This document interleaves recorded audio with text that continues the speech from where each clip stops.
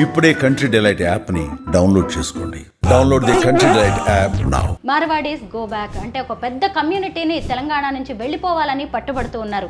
ఎందుకు ఇలాంటి పరిస్థితులు వచ్చాయి? ఏదో తెలంగాణలో మాత్రమే జరుగుతున్నటువంటి వ్యవహారంగా చూడటం అనేదే తప్పు. మొత్తంగా దక్షిణ భారతదేశంలో ఒక అన్రెస్ట్ ఉంది. చాలా కమ్యూనిటీస్ కులం పేరుతో నన్ను హీనపరిచారు అని మాట్లాడాడు. మంట మొదలవటానికి కారణమైనటువంటి ఇన్సిడెంట్ మాత్రమే అది. ట్రంప్ మాట్లాడుతున్న ప్రతి మాట వెనకాల, ఈ ఆంక్షలు విధించటం వెనకాల కూడా నేటివ్ పీపుల్ ఆకాంక్షలని, ఇక్కడ కోమట్లు వ్యాపారం మీద ఆధారపడి బతుకుతున్నటువంటి ఒక కమ్యూనిటీ, ఆ కమ్యూనిటీ వ్యాపారం నుంచి పక్కకి వెళ్ళిపోక తప్పని పరిస్థితిని, ఇక్కడ స్వర్ణకారుల వృత్తులు దెబ్బతిన్నాయి. ఆ జ్యువెలరీ షాపులు నడిపేటువంటి పెట్టుబడిదారులైనటువంటి కోమట్ల జీవితాలు సంక్షోభంలోకి వెళ్ళిపోయినాయి. కోమట్లు గుమాస్తాలుగా మారిపోయారు, స్వర్ణకారులు గుమాస్తాలుగా మారిపోయారు. వాళ్ళ ఒరిజినల్ వృత్తుల నుంచి వాళ్ళు బయటకు వెళ్ళిపోక తప్పని పరిస్థితి. ఈ ఎండిన పుల్లల మీద ఈ రాజు అనేటువంటి అభిషేక్ అనేటువంటి వ్యక్తి మధ్య జరిగిన గొడవ, వీళ్ళు రావటం వలన ఇక్కడ కూలీ చేసుకునేటువంటి కులాలు కూడా ఉన్నాయి. పై కులాల అన్రెస్ట్లో ఉన్నాయి మార్వాడీల వలన అనేది చూశాను ఇందాక. ఇది ఒక ప్రమాదం నడుస్తోంది. అక్కడ ఉన్నటువంటి కోమట్ల ఆస్తులన్నీ మార్వాడీలు కొనేసి కోమట్లని 1 టౌన్ నుంచి నెమ్మదిగా విజయవాడలో ఇంకొక ప్రాంతమైనటువంటి మధురా నగర్ వైపు గిట్టేశారు. అందరికీ నమస్కారం, నేను Swarupa Potlapalli. Welcome to Suman TV. Monda మార్కెట్లో ఇద్దరు వ్యక్తుల మధ్య మొదలైన గొడవ చినికి గాలివానంగా మారింది. చివరకు మార్వాడి గో బ్యాక్ ఉద్యమంగా తయారైంది. అసలు ఇది ఒక ఉద్యమంగా మారడానికి దారితీసిన పరిస్థితులేంటి, ఇక ముందు ఎలా వెళ్ళబోతోంది, ఇలా దీని మీద అయితే చర్చ జరుగుతోంది. మొదటి నుంచి కూడా ఈ మార్వాడి గో బ్యాక్ వివాదంలో క్రియాశీలకంగా వ్యవహరిస్తున్న పృథ్వీరాజ్ యాదవ్ను పోలీసులు అదుపులోకి తీసుకున్నారు. ఆయన తండ్రి గతంలో ఎన్టీఆర్ క్యాబినెట్లో రవాణా శాఖ మంత్రిగా కూడా పనిచేసినట్టుగా తెలుస్తోంది. ప్రస్తుతం నాతో పాటు ఉన్నారు అనలిస్ట్ భరద్వాజ గారు, ఆయనతో మాట్లాడదాం. నమస్తే భరద్వాజ గారు. మార్వాడీస్ గో బ్యాక్ అంటే ఒక పెద్ద కమ్యూనిటీని తెలంగాణ నుంచి వెళ్ళిపోవాలని పట్టుబడుతూ ఉన్నారు. ఎందుకు ఇలాంటి పరిస్థితులు వచ్చాయి? అంటే ఇదేదో తెలంగాణలో మాత్రమే జరుగుతున్నటువంటి వ్యవహారంగా చూడటం అనేదే తప్పు. మొత్తంగా దక్షిణ భారతదేశంలో ఒక అన్రెస్ట్ ఉంది చాలా కమ్యూనిటీస్లో. అంటే ఇది ఇప్పుడు ఆ రాజు అనేటువంటి వ్యక్తితో ఒక మాట చెప్పించారు, ఇదేదో ఇద్దరి మధ్య జరిగిన ఘర్షణ మోండా మార్కెట్లో అని. అంటే ఓ జ్యువెలరీ షాపుకు చెందినటువంటి అభిషేక్ అనే వ్యక్తి, రాజు, వాళ్ళిద్దరి మధ్య జరిగిన ఘర్షణగా దీన్ని కుదించేటువంటి ప్రయత్నం ఒకటి జరుగుతోంది. జరిగిన సంఘటన అదే కావచ్చు. అక్కడ ఇతను కులం పేరుతో అతను తిట్టడాన్ని కూడా ఇతను ఈరోజు కూడా మాట్లాడాడు. కులం పేరుతో నన్ను హీనపరిచారు అని మాట్లాడాడు. దీనికి ఒక యాదవ్ని కూడా అలాగే మాట్లాడారు. ఒక యాదవ్ మీద కూడా అతన్ని తక్కువ చేస్తూ మాట్లాడినటువంటి సందర్భం ఉంది. అది అందరూ చెప్తూ వస్తున్నారు. అయితే కేవలం ఆ సంఘటన వలన ఇదంతా జరగట్లేదు. ఈ సంఘటన అనేది అంటే పుల్లలు బాగా ఎండిపోయి ఉన్నప్పుడు చిన్న అగ్గిరవ్వ పడ్డా కానీ అవి రాజుకుంటాయి, మంట మొదలవుతుంది. ఇప్పుడు మంట మొదలవటానికి కారణమైనటువంటి ఇన్సిడెంట్ మాత్రమే అది. మండటానికి కారణాలు వేరే ఉన్నాయి. ఆ వేరే ఉన్నటువంటి కారణాలని పక్కకి నెట్టేసే ప్రయత్నం జరుగుతోంది ఇప్పుడు. ఆ వేరే ఉన్న కారణాలు ఏంటంటే, మార్వాడీలు ఎవరైనా ఈ దేశంలో పుట్టినటువంటి వాళ్ళు ఎక్కడైనా వ్యాపారం చేసుకోవచ్చు, ఎక్కడైనా జీవించవచ్చు. వాళ్ళకి ఆ అవకాశం రాజ్యాంగం కల్పించింది. దాన్ని ఎవరు కాదని అనటానికి వీలు లేదు. కానీ ఇక్కడ పరిస్థితి ఏంటంటే, నేటివ్ పీపుల్ అని ఉంటారు. ఆ నేటివ్ పీపుల్ జీవనోపాధిని, వాళ్ళ జీవన అవకాశాలని దెబ్బతీసే పద్ధతిలో మీ వ్యవహార శైలి ఉండకూడదు. వాళ్ళు మిమ్మల్ని అకామిడేట్ చేసినప్పుడు మీరు కూడా వాళ్ళని ఇబ్బంది పెట్టకుండా మీ వ్యవహారం నడవాలి అనేది, అది రాజ్యాంగం చెప్పకపోయినప్పటికీ ఒక అవగాహనకు సంబంధించిన వ్యవహారం. ఇప్పుడు అమెరికాలో ఉన్నటువంటి ఇండియన్స్ మీద దాడులు ఎందుకు జరుగుతున్నాయి? అక్కడ నేటివ్ పీపుల్కి వాళ్ళ వృత్తులకి వీళ్ళు ఇబ్బందికరంగా తయారయ్యారు అనే ఉద్దేశంతో జరుగుతున్న దాడులు. వాళ్ళని ఎందుకు పంపించేస్తున్నారు అక్కడి నుంచి? చాలా కంపెనీలకు ఇచ్చినటువంటి అవుట్సోర్సింగ్ ఎందుకు రద్దవుతోంది ఇప్పుడు అంటే, లోకల్ పీపుల్ నుంచి ఆ డిమాండ్ ఉంది కాబట్టి ప్రభుత్వాలు ఆ నిర్ణయాలు తీసుకుంటున్నాయి. అక్కడ ట్రంప్ మాట్లాడుతున్న ప్రతి మాట వెనకాల, ఈ ఆంక్షలు విధించటం వెనకాల కూడా నేటివ్ పీపుల్ ఆకాంక్షలని ప్రొటెక్ట్ చేస్తున్నట్టుగా కనిపించాలి అనేటువంటి కోరిక ఉంది. ట్రంప్ కోరికే అలా వ్యక్తం అవుతోంది. కాబట్టి అలాంటి పరిస్థితే ఇక్కడ కూడా ఉంది. ఇక్కడ నేటివ్ పీపుల్ అవకాశాలని, వాళ్ళ ఉపాధి అవకాశాలని, వ్యాపార అవకాశాలని మార్వాడీలు దెబ్బకొడుతున్నారు. ఇక్కడ మార్వాడి అని ఒకే మాట మాట్లాడుతున్నారు, కానీ అది ఒక మాట కాదు. గుజరాతీ బనియాలు ప్లస్ రాజస్థానీ మార్వాడీలు కలిస్తే ఒక కమ్యూనిటీ. వాళ్ళకి ఫైనాన్స్కి సంబంధించిన గొడవ లేదు. వీళ్ళు రాజస్థాన్ నుంచి వచ్చారంటే, రాజస్థాన్ ఎడారి ప్రాంతం, ఈ మార్వాడ అనేటువంటి ఈ మార్వాడి ఏరియా ఒకటి ఉంది అక్కడ.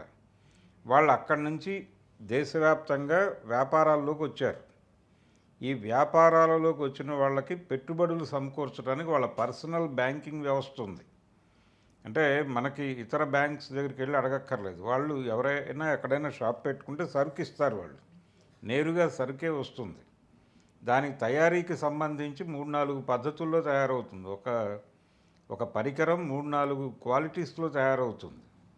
ఆ తయారైంది ఎక్కడ ఎవరికి ఏ రేట్లో అమ్మాలో ఆ రేటుకి అమ్ముతారు వాళ్ళు.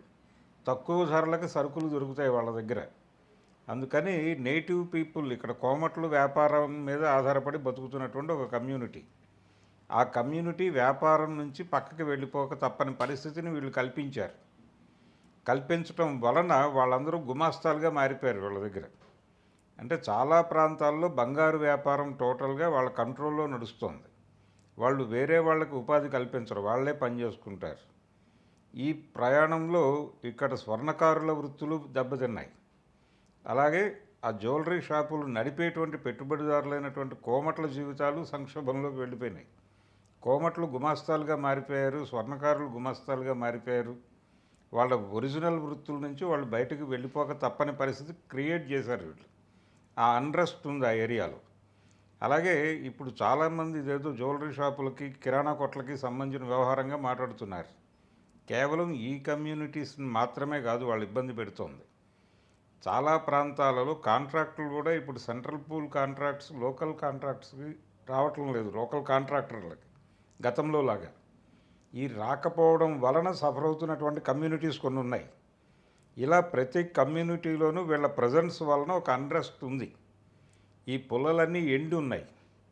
ఈ ఎండిన పుల్లల మీద ఈ రాజు అనేటువంటి అభిషేక్ అనేటువంటి వ్యక్తి మధ్య జరిగిన గొడవ, ఆ చిన్న నిప్పురవ్వ రాజుకుంది. రాజుకోవటం ఈ మంటని తొందరగా ఆర్పేయకపోతే ఇది ఏ ఎండ్ తీసుకుంటుంది అనేటువంటి ఒక భయం ఉంది. అందుకని ఈ మంట తొందరగా ఆరిపోయడానికి రకరకాల ప్రయత్నాలు చేస్తున్నారు అందరూ. అందులో భాగంగానే ఇప్పుడు మార్వాడీల వైపు నుంచి ఒక తొందరపాటు మాట ఒకటి దొరికింది. ఆ తొందరపాటు మాట ఏంటంటే, తెలంగాణ వాళ్ళు కష్టపడి పనిచేస్తారు మార్వాడీలు, మీరేం చేస్తారు 2000 రాగానే తాగి పంటారు అన్నాడు ఒక పెద్ద మనిషి, ఒక మార్వాడీ పెద్ద మనిషి. అది బాగా మంట రాజేసింది. ఇలాంటి మాటలకి సారీ చెప్పారు వాళ్ళు. ఇప్పుడు మొదట సారీ చెప్పమన్నారు, ఇప్పుడు చెప్పారు. చెప్పడంతో పాటు నిజానికి మార్వాడీ కమ్యూనిటీ ఎవరితోనూ కూడా ఫిజికల్ గొడవలు పెట్టుకోరు. కానీ ఈ మధ్యకాలంలో వాళ్ళు ఫిజికల్ గొడవలకు కూడా దిగుతున్నటువంటి పరిస్థితి కనిపిస్తోంది. రాజు ఇన్సిడెంట్ దగ్గర నుంచి దాని నుంచి కూడా కొంచెం వెనక్కి తగ్గే ప్రయత్నాల్లో ఉన్నారు. ఈ గొడవ పెరగకూడదు అనే ఉద్దేశంతో ఒక గౌరవప్రదమైనటువంటి రాజీ కార్యక్రమం జరుగుతోంది. ఎందుకు జరుగుతోందంటే, ఈ అన్రెస్ట్, ఈ వీళ్ళ వలన క్రియేట్ అయినటువంటి అన్రెస్ట్ అప్పర్ కాస్ట్లో కనిపిస్తోంది. ఇంకొక ఫేజ్ ఏంటంటే, నార్త్ నుంచి విపరీతమైనటువంటి వలసలు వస్తున్నారు కూలీలు. అంటే మార్వాడీలు కాదు, మార్వాడీలు కాకుండా బీహార్ నుంచి మైగ్రేట్ అయ్యి వస్తున్నారు ఇక్కడికి, నేపాల్ నుంచి వస్తున్నారు, బెంగాల్ నుంచి వస్తున్నారు, రకరకాల ప్రాంతాల నుంచి ఇక్కడికి వస్తున్నారు. రోహింగ్యాల గురించి నేను మాట్లాడట్లేదు. బంగ్లాదేశ్ నుంచి, నేపాల్ నుంచి వస్తున్న రోహింగ్యాల గురించి నేను మాట్లాడట్లేదు. రోహింగ్యాల్లో అన్ని మతాల వాళ్ళు ఉన్నారు.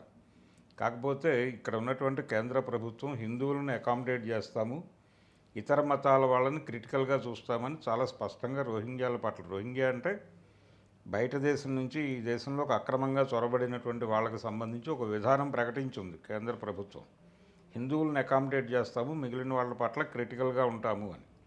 అది వేరే గొడవ, అది నడుస్తోంది. అయితే ఇక్కడ అనేక రాష్ట్రాల నుంచి ఇక్కడికి వచ్చేసి, అంటే మార్వాడీలు ఎలాగైతే ఎక్కడైనా బతుకుతాం, మేము భారతీయులం కదా, అందుకని ఇక్కడికి వచ్చామని ఏ ఆర్గ్యుమెంట్ అయితే వాళ్ళు చేస్తున్నారో, ఇదే ఆర్గ్యుమెంట్ని పట్టుకొని బెంగాల్ నుంచి, ఉత్తరప్రదేశ్ నుంచి, మధ్యప్రదేశ్ నుంచి, రకరకాల ప్రాంతాల నుంచి సౌత్కి విపరీతంగా వలస వస్తున్నారు కార్మికులు. వీళ్ళు రావటం వలన ఇక్కడ కూలీ చేసుకునేటువంటి కులాలు కూడా ఉన్నాయి. పై కులాల అన్రెస్ట్లో ఉన్నాయి మార్వాడీల వలన అనేది చూసాను ఇందాక. ఈ కింది కులాల వాళ్ళు ఈ వలస వస్తున్నటువంటి కూలీల వలన వీళ్ళ కూలీ రేట్లు పెరగటం లేదు. ఎవరైనా మాకు 500 ఇస్తున్నారు రోజు కూలీ, 800 చేయండి అని అడిగితే 400కి బీహారోడు పనిచేయడానికి సిద్ధంగా ఉన్నాడు, నువ్వు వెళ్ళిపో పర్లేదు అంటున్నారు. ఈ పరిస్థితుల్లో వీళ్ళు కూలీ రేట్లు పెంచమని బలంగా అడగలేని పరిస్థితుల్లో లోకల్ కూలీలు ఉన్నారు. ఇది కండిషన్. ఈ పరిస్థితుల్లో ఈ కులాల్లో కూలీ కులాల్లో కూడా అన్రెస్ట్ ఉంది ఇక్కడ నుంచి వస్తున్నటువంటి వలస కార్మికుల పట్ల. అలాగే వీళ్ళు సంపాదించుకున్న కొద్దో గొప్ప వీళ్ళు తీసేసుకుంటున్నారు. ఇలా రకరకాలుగా నార్త్ పట్ల ఒక వ్యతిరేక భావం ప్రజలలో ఉంది. ఓపెన్గా చెప్పాలంటే సౌత్ను తిని నార్త్ బతుకుతోంది అనేటువంటి అభిప్రాయం బలంగా ఉంది సౌత్ జనాల్లో. ఇది ఉండటం వలన, ఇది అన్ని కమ్యూనిటీస్లోనూ ఉంది, ఒక కమ్యూనిటీలో కాదు. ఇది ఉండటము అనేది ఇప్పుడు ఈ నిప్పురవ పడగానే ఈ పొలాలన్నీ మంట రాజుకున్నాయి. అందుకని దీనికి ఒక చరిత్ర ఉంది. ఇప్పుడు సౌత్ విడిపోతే ఎలా ఉంటుంది అనే అభిప్రాయం కూడా ఒకటి ఉంది. అంటే రకరకాలుగా ఉంది. డీలిమిటేషన్ జరుగుతోంది. ఒకవైపు నియోజకవర్గాల పునర్విభజన పేరుతో వాళ్ళు నార్త్లో సీట్లు పెంచే ప్రయత్నం చేస్తున్నారు. పార్లమెంట్లో పెంచితే ఎందుకు పెంచుతున్నారు? అక్కడ జనాభా ప్రాతిపదికన సీట్లు పెంచుతున్నారు. వాళ్ళని పోషిస్తున్నారు ఇక్కడ సౌత్ ప్రజలు. పోషిస్తూ వీళ్ళ పొలిటికల్ అంటే వీళ్ళకి రాజకీయ ప్రాధాన్యత దొరకకుండా అక్కడ సీట్లు పెరుగుతున్నాయి. వీళ్ళ అభిప్రాయాలు ఏవి పార్లమెంట్లో కన్సిడరేషన్లోకి రావు, వీళ్ళ బాధలు కన్సిడరేషన్లోకి రావు.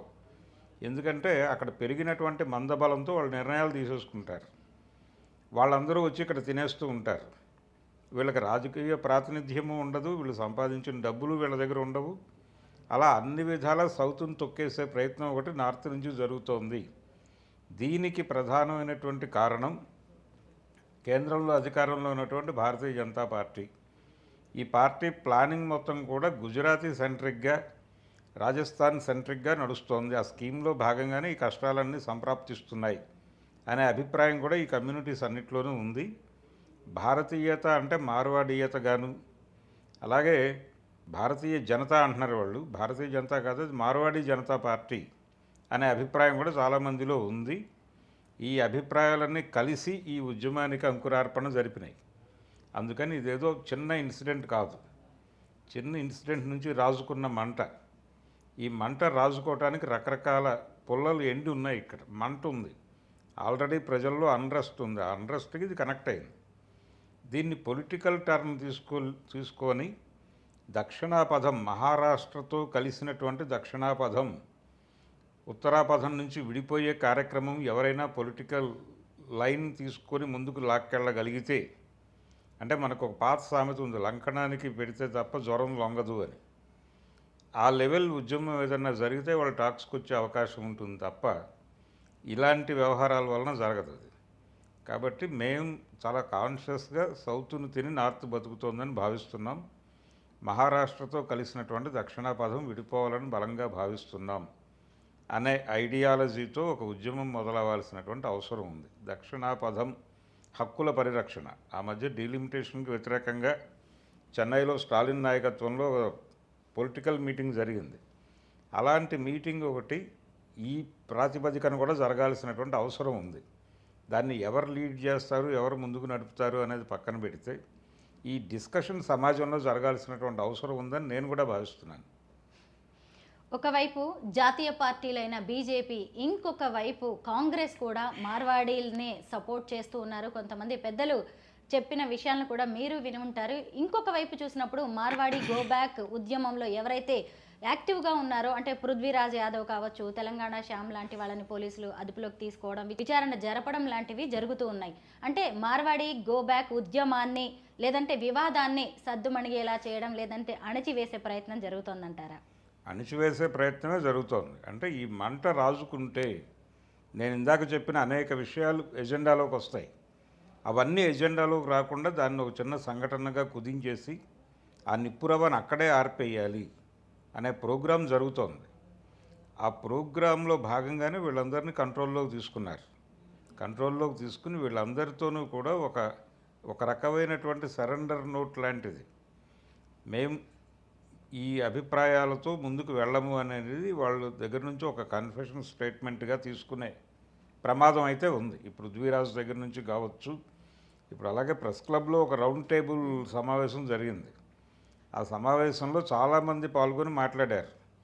అంటే హరగోపాల్ లాంటి వాళ్ళు మాట్లాడారు, పౌర హక్కుల సంఘాలు మాట్లాడినాయి, ఇతర ప్రజా సంఘాల వాళ్ళు మాట్లాడారు.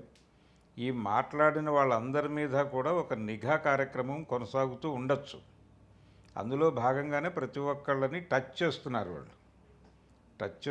వాళ్ళ అభిప్రాయాలు తీసుకుంటున్నారు. ఒక ప్రమాదం ఏదో జరగబోతోంది అనేది ఇంటెలిజెన్స్ స్మెల్ చేసింది. ఆ స్మెల్ చేసిన దాన్ని వాళ్ళు కంట్రోల్ చేయటం కోసం చేయబడుతున్న కార్యక్రమాలు ఇవన్నీ. భారత జాతిపితగా చెప్పుకుంటున్నటువంటి మహాత్మా గాంధీ గారు కూడా గుజరాత్, ఆయన బనియానే. అలాగే ఈ గొడవకి కారణం గుజరాతీ బనియాలు, అలాగే రాజస్థానీ మార్వాడీలు కలగలిసినటువంటి ఒక కమ్యూనిటీ. వాళ్ళు గాంధీని బాగానే ప్రమోట్ చేస్తారు. భారతీయ జనతా పార్టీ కూడా నెహ్రూతో గొడవ తప్ప వాళ్ళు గాంధీని ప్రాపర్గానే ప్రమోట్ చేస్తూ ఉంటారు. పాకిస్తాన్ జాతిపిత కూడా బనియానే, జిన్నా గారు కూడా బనియానే. చాలామందికి తెలియదు ఈ విషయం. వారు కూడా అదే సామాజిక వర్గానికి చెందినవాడు. కానీ చేపల వ్యాపారం చేయటం వలన, ఆ చేపల వ్యాపారం చెయ్యొద్దు అని బనియా కమ్యూనిటీ చెప్పడం వలన వాళ్ళు మతం మారారు అంతే. వాళ్ళు వ్యాపారం కోసం మతం మారారు తప్ప మతం పట్ల, ఇస్లాం పట్ల విశ్వాసంతో మారలేదు. అందుకని వాళ్ళ ఇళ్లలో ఏ రకమైనటువంటి ముస్లిం అంటే ఇస్లాం రిచువల్స్ ఏవి వాళ్ళు పాల్గొనే వాళ్ళు కాదు జిన్నా ఫ్యామిలీ. కానీ అందుకని వాళ్ళు ఏం చెప్పుకునేవాడు అంటే, జిన్నా గారు ఏం చెప్పుకునేవాడు అంటే, నేను నాస్తికుడిని, ముస్లిం నాస్తికుడిని అని చెప్పుకునేవాడు ఆయన. ఆ రిచువల్స్ ఎందుకు పాటించరు అని ఎవడన్నా అడుగుతాడేమోనని ఆ ముసుగు వేసుకునేవాడు ఆయన. అలా భారత జాతిపిత, పాకిస్తాన్ జాతిపిత ఇద్దరూ బనియా కమ్యూనిటీకి చెందిన వాళ్ళే. బనియాలు పొలిటికల్గా చాలా బలం ఉన్నటువంటి వ్యవహారం.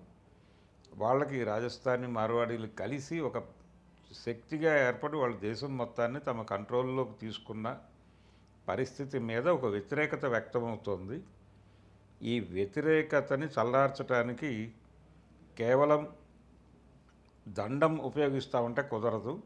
ఏదో మేరకు లోకల్స్కి అవకాశం కల్పించాలి. అన్ని రాష్ట్రాల్లోనూ ఉంది ఈ పరిస్థితి.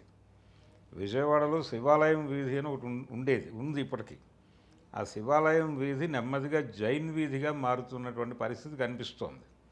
అలాగే వన్ టౌన్ అనేటువంటి పేరుని మార్చేసి జైన్ టౌన్గా దాన్ని మార్చాలని ట్రై చేస్తున్నారు. ఇదొక ప్రమాదం నడుస్తోంది. అక్కడ ఉన్నటువంటి కోమట్ల ఆస్తులన్నీ మార్వాడీలు కొనేసి కోమట్లని వన్ టౌన్ నుంచి నెమ్మదిగా విజయవాడలో ఇంకొక ప్రాంతమైనటువంటి మధురానగర్ వైపు గెంటేశారు. వాళ్ళందరూ గుమాస్తాలుగా పనిచేస్తున్నారు. వాళ్ళ కుట్లు వీళ్ళకి అమ్మేసుకుని వాళ్ళ వ్యాపారాలు వీళ్ళకి అప్పజెప్పేసి వాళ్ళు గుమాస్తాలుగా మారిపోయినటువంటి పరిస్థితి చాలా స్పష్టంగా ఉంది. ఇటువంటి కండిషన్. అలాగే కుల వృత్తుల్లోకి వాళ్ళు ఎంటర్ అయిపోయారు. అన్ని కుల వృత్తులకు సంబంధించిన బిగ్ స్కేల్ బిజినెస్లు వాళ్ళే చేస్తున్నారు. ఫుట్వేర్ బిజినెస్లో వాళ్ళే ఉన్నారు. అలాగే ఈ హెయిర్ స్టైలింగ్ కార్యక్రమాలు, మేకప్ సామాగ్రి, ఈ వ్యవహారంలో కూడా వాళ్ళే ఉన్నారు. ఇలా ప్రతి రంగంలోనూ అంటే కిరాణా కుట్లు వాళ్ళవే. మనకి పాత రోజుల్లో టెన్సింగ్ నార్కే ఎవరెస్ట్ మీద జెండా పాతి వెనక్కి తిరగగానే ఒక కేరళ వాడు టీ ఇస్తున్నాడు అనేది ఒక జోక్ ఉండేది ఆ రోజుల్లో. అంటే చాయ్ అని ఎవరో అరవటం వినిపించి వెనక్కి చూస్తే ఒక కేరళ అతను చాయ్ గ్లాస్తో కనిపించాడు అని ఆ రోజుల్లో చెప్పుకునేవాళ్ళు 60 దశకంలో. ఇప్పుడు పరిస్థితి ఏంటంటే ఎవరైనా ఎక్కడైనా జెండా పాతి వెనక్కి తిరగగానే అక్కడ బాలాజీ ప్రొవిజన్ స్టోర్ కనిపిస్తుంది అనే పరిస్థితి వచ్చింది. ఈ బాలాజీ ప్రొవిజన్ స్టోర్స్ అన్నీ వాళ్ళవే. గుజరాతీ బనియాలవి, రాజస్థానీ మార్వాడీలవి. కాబట్టి వీళ్ళు ప్రపంచంలో అందరినీ ఇబ్బందికి గురి చేస్తున్నారు. ఎవరైనా ఎక్కడైనా బతకచ్చు, తప్పేం లేదు. కానీ నేటివ్ పీపుల్ని ఇబ్బంది పెట్టకుండా బతకాలి.